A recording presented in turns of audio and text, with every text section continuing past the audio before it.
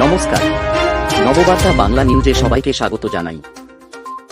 আপনারা দেখছেন নববার্তা বাংলা নিউজ। সরাসরি আজকের প্রতিবেদন এক ঝটকায় দেখে নেব।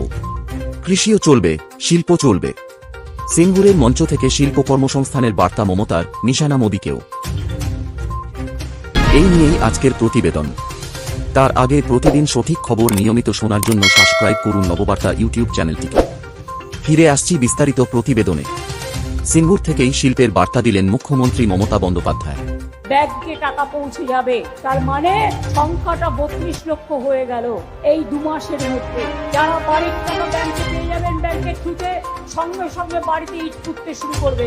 32 লক্ষ করে দিলাম আরো এবছরে, বাদ বাকি যেটুকু বাকি থাকবে আগামী দিন কেস ওয়াইজে সেটুকুও করে দেবো, এটা মাথায় রাখবে। বুধবার রতনপুরের ইন্দ্রখালীর মাঠে সরকারি সভা থেকে জানালেন, কৃষিজমি দখল নয়, কৃষির সঙ্গে সহাবস্থান করেই শিল্প, এই নীতিতেই এগোচ্ছে রাজ্য সরকার।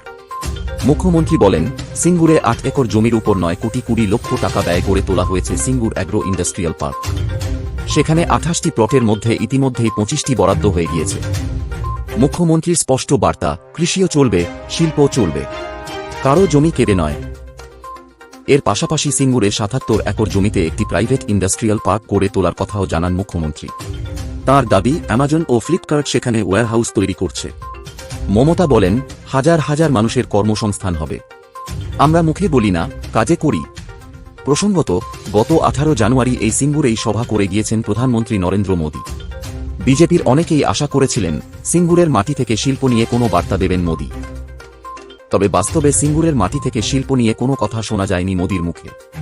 পরিবর্তে তৃণমূলের রাজত্বে বাংলায় জঙ্গলরাজ চলছে বলে সরব হয়েছিলেন প্রধানমন্ত্রী।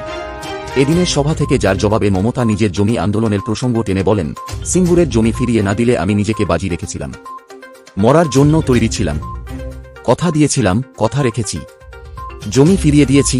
এরপরই মোদীকে নিশানা করে বলেন, তোমরা কি করেছ? শুধু মুখে বড় বড় বুলি। তারকেশ্বর বিষ্ণুপুর লাইন আমি করে গিয়েছিলাম আর ওরা ফিতে কেটেছে, এর বেশি কিছু নয়। এই বুলি চলবে না বাংলায়। প্রসঙ্গত 18 তারিখ প্রধানমন্ত্রী এই সিঙ্গুরের সভা থেকেই রেলের ওই প্রকল্পের উদ্বোধন করেছিলেন। মোদীকে নিশানা করে কটাক্ষের সুরে মমতা এও বলেন, আমাদের সব টাকা বন্ধ করে দিয়েছ আর সিঙ্গুরে দাঁড়িয়ে বলছো আমি বাংলার জন্য সব করব।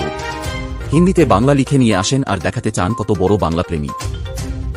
নিজের বিশ্বাসযোগ্যতা নিয়েও কড়া বার্তা দেন মুখ্যমন্ত্রী। বলেন, আমি মরে যাব, কিন্তু আমার কথার দাম আছে।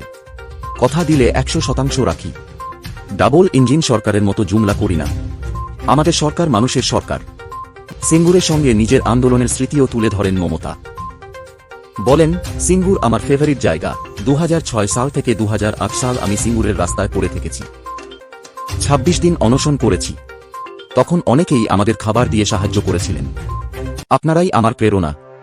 এদিনের সভা থেকে রাজ্যের 20 লক্ষ উপভোক্তার অ্যাকাউন্টে বাংলার বাড়ি গ্রামীণ 2 প্রকল্পের প্রথম কিস্তির 60,000 টাকা পাঠানো হয়। এই প্রকল্পে রাজ্যের মোট ব্যয় হবে 24,180 কোটি টাকা। মুখ্যমন্ত্রী জানান, 2 মাসে 32 লক্ষ জনকে টাকা দিয়েছি। আগে 12 লক্ষ পেয়েছিলেন। আজ আরও 20 লক্ষ মানুষের অ্যাকাউন্টে প্রথম কিস্তি যাচ্ছে।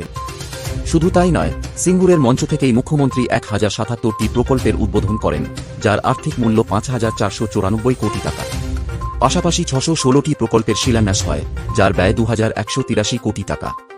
এদিনই 1,500 কোটি টাকা ব্যয় ঘাটাল মাস্টার প্ল্যানের শিলান্যাস করেন মুখ্যমন্ত্রী। ঘাটাল প্রসঙ্গে মুখ্যমন্ত্রী মমতা বলেন, দেব বারবার বলতো, ঘাটালের জলে ভাসত আরামবাগ, খানাকুল থেকে রাজ্যের বিস্তীর্ণ অঞ্চল। 10 বছর ধরে কেন্দ্রকে চিঠি লিখেছি, একটা টাকাও দেয়নি। শেষ পর্যন্ত রাজ্যের নিজস্ব উদ্যোগেই ঘাটাল মাস্টার প্ল্যানের কাজ শুরু করলাম। তাঁর দাবি, এই প্রকল্পে 2 মেদিনীপুরের পাশাপাশি হাওড়া ও হুগলির মানুষও উপকৃত হবেন। এই ছিল এখনকার সংবাদ প্রতিবেদন। পরবর্তীতে এই প্রতিশ্রুতির বিষয়টি কোথায় গিয়ে দাঁড়ায়, তাই দেখা।